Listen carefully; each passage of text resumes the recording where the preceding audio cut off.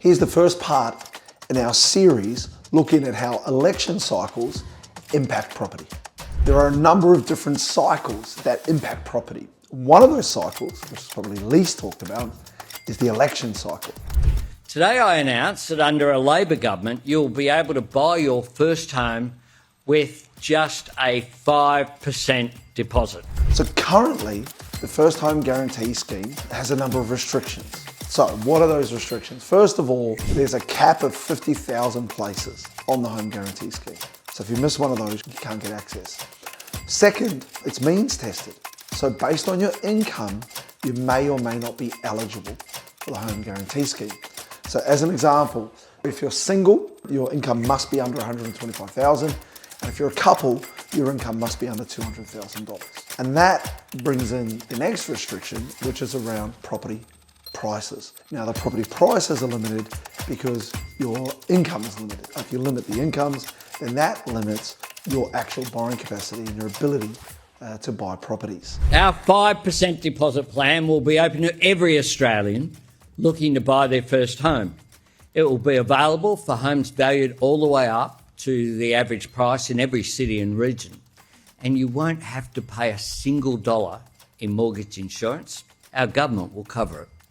One of the things that's just been announced is all properties, all Australian first homeowners will be able to buy a property with 5% deposit. That is all incomes, all properties, right? The government expects 80,000 first homeowners per annum to get access to the scheme. For me, there's three major advantages of this scheme. Number one is you get a 5% deposit. Number two, no LMI.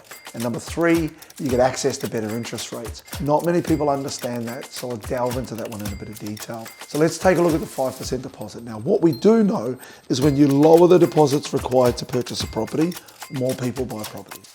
100%. So expect more people to buy properties because of this initiative. Number two is no LMI. So what you may not understand is the government guarantees the loan. You pay 5%, the government guarantees the other 15%. What this means is the banks don't need to make you get an LMI, lender's mortgage insurance. So let's have a look at how much money you can actually save. If you were to buy a $600,000 property, and you put down a 5% deposit, you would save $24,000. If you were to buy a $750,000 property, you put down a 5% deposit, you would save $30,000. If you were to buy a $1 million property and you were to put down a 5% deposit, you would save $40,000. So this is real money, guys. We're talking about first homeowners saving tens of thousands of dollars because of this initiative. And the last one is better interest rates. Now, not many people know this or remotely understand, but what the banks do is because you have the government guaranteeing the balance of the 15% deposit, the bank gives you an interest rate as if you had a 20% deposit, as if your LVR was 80%. So you get three benefits from that. One, you get a lower interest rate.